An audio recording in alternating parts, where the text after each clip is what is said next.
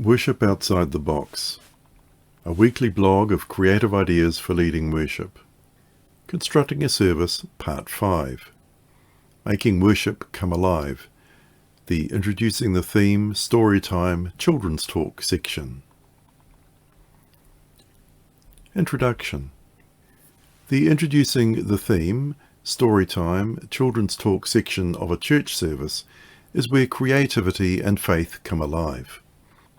This is your chance to capture your congregation's imagination, spark their curiosity, and open the door to deeper engagement with God's message.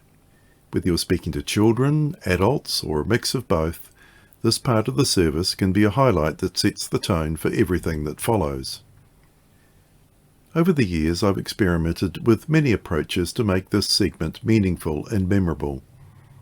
Here are some practical, proven strategies you can use to make this part of your service come alive. 1. Make it visual and tactile. People of all ages respond to what they can see and touch. Props and visual aids not only grab attention, but also make complex ideas accessible and memorable. Involve creative materials like stones, leaves, shells, or anything tactile that participants can arrange, build, or contribute to collectively.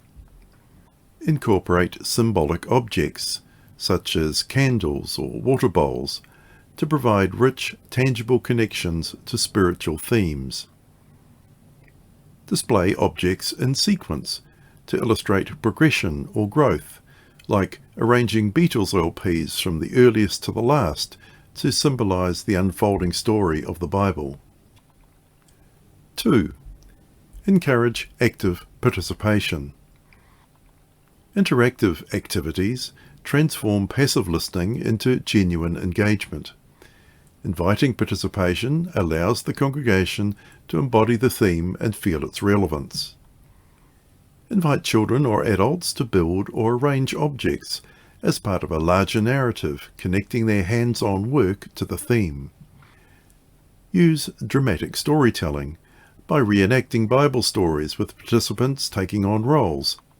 This helps everyone feel part of the story, experiencing it from within. Create processions or movement-based activities that visually and physically convey the message. For instance, using a net to illustrate Jesus' call to gather people. 3. Use symbolic actions. Rituals and symbolic gestures speak directly to the heart. By inviting people to participate in meaningful actions, you deepen their connection to the theme. Encourage participants to make a personal sign of faith, like dipping a finger in water and making the sign of the cross. Provide tangible symbols, like a bell to ring, as a sign of commitment or renewal. Set up prayer stations that invite quiet reflection through sensory experiences. 4. Connect the story to everyday life. Making connections between Scripture and real life helps bridge the gap between ancient texts and today's world. It makes faith feel real, relevant, and alive. Share modern stories of faith and resilience that resonate with your congregation's experiences. Highlight connections between biblical teachings and contemporary values like inclusivity, justice, compassion, and community. Encourage reflection and sharing. Inviting reflection helps participants internalize the message. When people contribute their own insights, it enriches everyone's experience. Foster small group discussions where participants share thoughts or feelings related to the theme. Encourage creative expression, such as making collages or using natural objects to illustrate a theme. Ask thought-provoking, open-ended questions that prompt deeper reflection and insight. 6. Use music and song. Music is a powerful way to reinforce the theme and create unity. It helps embed the message in the heart and memory. Teach a simple song or refrain that reflects the theme and invite everyone to sing it together at key moments. Incorporate music as a response, reinforcing prayers or reflections with melodies that connect emotionally. 7. Practical steps for planning. To ensure this section of your service runs smoothly and feels meaningful, consider the following steps. 1. Identify your theme. Start with a clear understanding of the theme or scripture you want to introduce. Make sure your activity or story supports the broader message of the service. 2. Choose your approach. Decide whether to use props, storytelling, role-playing, creative activities, or symbolic actions. Think about what will be most engaging for your congregation. 3. Gather materials and prepare. Prepare any props or visual aids well in advance. Ensure you have everything you need on the day of the service. 4. Brief your helpers. If involving other people, explain their roles clearly beforehand. Allow time for a quick run-through if needed. 5. Reflect and connect. At the conclusion of the activity, take a moment to reflect on what was learned or experienced. Relate it back to the theme of the service. Top tip. To be most effective, you need to be able to lead this part of the service from memory. This helps the activity to feel spontaneous and encourages the congregation to respond and take part.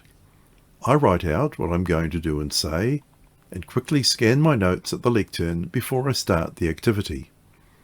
I don't necessarily use the precise words I've written down, but will always get the gist of the message across.